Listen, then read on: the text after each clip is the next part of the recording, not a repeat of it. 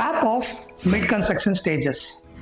Google ಮಾಡಿದಾಗ ಅಥವಾ ಪಿಂಟ್ರೆಸ್ಟಲ್ಲಿ ನೋಡಿದಾಗ ಎಲ್ಲ ಡಿಸೈನು ಎಲ್ಲ ಪ್ಲ್ಯಾನ್ಸು ನಮ್ಮ ಮನೆಗೆ ಅನುಗುಣವಾಗೇ ಕಾಣಿಸುತ್ತಲ್ಲ, ಇಟ್ ಮ್ಯಾಚಸ್ ಅವರ್ ಸ್ಟೈಲ್ ಅಲ್ಲ.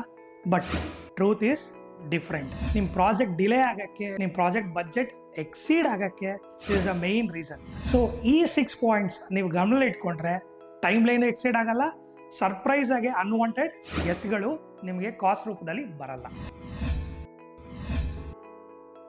ಜಸ್ಟ್ ಇಮ್ಯಾಜಿನ್ ಮಾಡಿ, ಮನೆ ಕಟ್ಟಕ್ಕೆ ಮುಂಚೆ ಗೂಗಲಲ್ಲೋ ಅಥವಾ ಪ್ರಿಂಟರ್ಸಲ್ಲೋ ಬ್ಯೂಟಿಫುಲ್ ಹೋಮ್ಸ್ ಅಂತ ಸರ್ಚ್ ಮಾಡಿದಾಗ ತುಂಬಾ ಆಪ್ಷನ್ಸ್ ಬರುತ್ತೆ.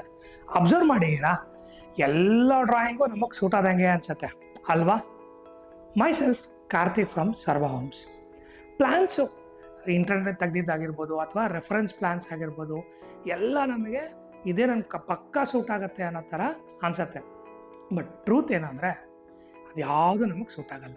ಯಾಕೆ ಅಂದರೆ ಪ್ರತಿ ಪ್ರಾಜೆಕ್ಟು, ಪ್ರತಿ ಕ್ಲೈಂಟ್ ಲೈಫ್ ಸ್ಟೈಲು, ಪ್ರತಿ ಕ್ಲೈಂಟು ಲ್ಯಾಂಡು, ಪ್ರತಿ ಕ್ಲೈಂಟು ಬಜೆಟ್ಟು ಯೂನಿಕ್. ಅದಕ್ಕೆ ಆದಂಥ ಅನುಗುಣಗಳು ಇದ್ದೇ ಇರುತ್ತೆ. ಸೊ ನಾವು ರೆಫರೆನ್ಸ್ ಇಮೇಜಲ್ಲಿ ಮಾಡಿದಾಗ ಏನಾಗುತ್ತೆ, ಟೈಮು ಮನಿ ವೇಸ್ಟ್ ಆಗೋದಲ್ಲದೆ ತುಂಬ ಫ್ರಸ್ಟ್ರೇಷನ್ ಆಗೋಗುತ್ತೆ. ಈ ವಿಡಿಯೋಲ್ಲಿ ಪ್ರೀ ಕನ್ಸ್ಟ್ರಕ್ಷನ್ ಸ್ಟೇಜಸಲ್ಲಿ ಈ 6 ಪಾಯಿಂಟ್ ತುಂಬಾ ಇಂಪಾರ್ಟೆಂಟ್. ಇದ್ರ ಬಗ್ಗೆ ಗಮನ ಕೊಡೋದ್ರಿಂದ ಏನೆಲ್ಲ ಅಡ್ವಾಂಟೇಜಸ್ ಮತ್ತು ಹೆಂಗೆ ಟೈಮ್ನ ಸೇವ್ ಮಾಡುತ್ತೆ ಅಂತ ನೋಡೋಣ. ಫಸ್ಟ್ ಬಂದರೆ ಅಂಡರ್ಸ್ಟ್ಯಾಂಡಿಂಗ್ ಕ್ಲೈಂಟ್ ರಿಕ್ವೈರ್ಮೆಂಟ್ಸ್. ಸೊ ನಿಮ್ಮ ಯೂನಿಕ್ನೆಸ್ ಏನು, ನಿಮ್ಮ ಲೈಫ್ ಸ್ಟೈಲ್ ಏನು, ನಿಮ್ಮ ಫ್ಯಾಮಿಲಿಯಲ್ಲಿ ಎಷ್ಟು ಮೆಂಬರ್ಸ್ ಇದ್ದಾರೆ, ನಿಮ್ಮ ಲ್ಯಾಂಡ್ ಪ್ಲಾಟ್ ಸೈಜ್ ಏನಾಗಿರುತ್ತೆ, ಮತ್ತು ನಿಮ್ಮದು ನಂಬರ್ ಆಫ್ ಬೆಡ್ರೂಮ್ ಎಷ್ಟು ಬೇಕು, ಅಟ್ಯಾಚ್ ಟಾಯ್ಲೆಟ್ಸ್ ಬೇಕಾ, ವೆಸ್ಟರ್ನ್ ಬೇಕಾ, ಇಂಡಿಯನ್ ಬೇಕಾ, ಈ ಥರ ತರಾವರಿಯಾದ ರಿಕ್ವೈರ್ಮೆಂಟ್. ಇದ್ರ ಜೊತೆಗೆ ಎಷ್ಟು ಫ್ಲೋರ್ ಹೋಗ್ತಾ ಇದ್ದೀರಾ, ರೆಂಟೆಡ್ ಪರ್ಪಸ್ಗೆ ಕಟ್ತಾ ಇದ್ದೀವಾ, ಇಲ್ಲ ಫ್ಯೂಚರ್ ಪ್ಲ್ಯಾನ್ಸ್ ಇದೆಯಾ, ಇದನ್ನೆಲ್ಲ ನಾವು ಇದೇ ಸ್ಟೇಜಲ್ಲಿ ಫ್ರೀಸ್ ಮಾಡದೇ ಇದ್ದರೆ ಯಾರೋ ಆರ್ಡರ್ ಮಾಡಿದ್ದು ಊಟಕ್ಕೆ ನಾವು ಹೋಗಿ ಕೂತಂಗೆ ಆಗುತ್ತೆ. ಸೆಕೆಂಡ್ ಪಾಯಿಂಟಿಗೆ ಬರೋದಾದರೆ ಡಿಸೈನ್ ಆಸ್ಪೆಕ್ಟ್.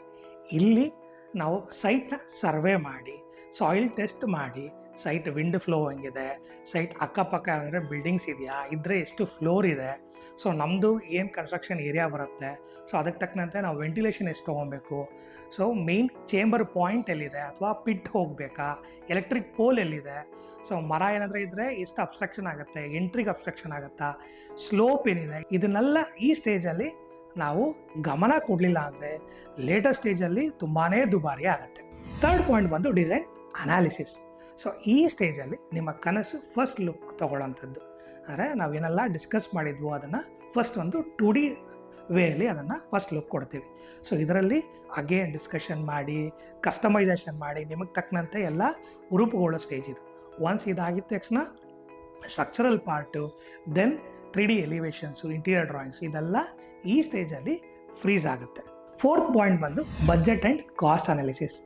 ಈ ಸ್ಟೇಜಲ್ಲಿ ನಾವು ಪ್ರೀ ಕನ್ಸ್ಟ್ರಕ್ಷನ್ ಅಂದರೆ ಕನ್ಸ್ಟ್ರಕ್ಷನ್ ಮುಂಚೆ ಸ್ಯಾಂಕ್ಷನ್ ಪ್ಲಾನ್ ಆಗಿರಲಿ ಅಥವಾ ಲೈಸೆನ್ಸಿಂಗ್ ಬೆಸ್ಕಾಮು, BWSS ಈ ಥರ ಲೈಸೆನ್ಸಿಂಗ್ ವರ್ಕಿಗೆ ಎಷ್ಟು ಬೇಕಾಗತ್ತೆ, ಕನ್ಸ್ಟ್ರಕ್ಷನ್ ಸ್ಟೇಜಲ್ಲಿ ಎಷ್ಟು ನೀವು ಅಮೌಂಟ್ನ ಶೇಖರಣೆ ಮಾಡಬೇಕಾಗತ್ತೆ, ಬ್ಯಾಂಕ್ ಲೋನ್ ಹೋಗ್ತಿದ್ರೆ ಬ್ಯಾಂಕ್ ಲೋನ್ ಯಾವಾಗ ರಿಲೀಸ್ ಆಗುತ್ತೆ, ಸೊ ಬಿಫೋರ್ ದಟ್ ನಮ್ಮ ಹತ್ರ ಎಷ್ಟು ಫಂಡ್ ಇರಬೇಕು, ಇಂಟೀರಿಯರ್ಸಿಗೆ ಏನು ಫಂಡ್ ನಾವು ಅಲೋಕೇಟ್ ಮಾಡಬೇಕು, ದೆನ್ ಫರ್ನಿಚರ್ಗಳಿಗೆ ಅಂದರೆ ಸ್ಕ್ರೀನ್ ಆಗಿರಲಿ, ನಮ್ಮದು ಕುಷನ್ಸ್ ಆಗಿರಲಿ, ಸೊ ಇದಕ್ಕೆಲ್ಲ ಫರ್ನಿಷಿಂಗ್ಗೆ ಎಷ್ಟು ಬಜೆಟ್ ಅಲೋಕೇಶನ್ ಮಾಡಿರಬೇಕು, ಬಿಲ್ಡಿಂಗ್ ಮುಗಿದ ಮೇಲೆ ಪರ್ಮನೆಂಟ್ ಲೈಸೆನ್ಸಿಂಗ್ ಅಂದರೆ ಬೆಸ್ಕಾಮ್ ಆಗಿರೋದು, BWSS ಆಗಿರ್ಬೋದು, ಇದೆಲ್ಲ ಪರ್ಮನೆಂಟ್ ಲೈಸೆನ್ಸಿಂಗ್ ತೊಗೋಬೇಕಾಗತ್ತೆ.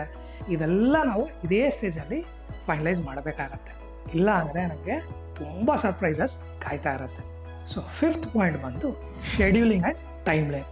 ಸೊ ಈ ಸ್ಟೇಜಲ್ಲಿ ನಾವು ವರ್ಕ್ ಯಾವಾಗ ಶುರು ಮಾಡ್ತೀವಿ, ಇನ್ ಕೇಸ್ ಬೋರ್ವೆಲ್ ಹೋಗಿದ್ರೆ ಬೋರ್ವೆಲ್ ನಾವು ಯಾವಾಗ ಮಾಡಿಸ್ತೀವಿ, ದೆನ್ ಭೂಮಿ ಪೂಜೆ ಡೇಟು, ದೆನ್ ಫೌಂಡೇಶನ್ ಯಾವಾಗ ಶುರು ಆಗುತ್ತೆ, ಪ್ಲಿನ್ ಸ್ಟೇಜು, ರೂಫ್ ಸ್ಟೇಜು, ಇದನ್ನೆಲ್ಲ ನಾವು ಒಂದು ಟೈಮ್ ಲೈನ್ನ ಫಿಕ್ಸ್ ಮಾಡೋವಂಥದ್ದು. ಇದರ ಜೊತೆಗೆ ನಿಮ್ಮ ಶೆಡ್ಯೂಲಲ್ಲಿ ಯಾವಾಗ ಸೆಲೆಕ್ಷನ್ಸ್ ಬೇಕಾಗತ್ತೆ, finishing material selections, door selections, window selections, site meetings, ಇದನ್ನೆಲ್ಲ ಒಂದು ಫೈನಲೈಸೇಷನ್ ಟೈಮ್ ಲೈನ್ ತರೋವಂಥದ್ದು ಈ ಸ್ಟೇಜಲ್ಲಿ.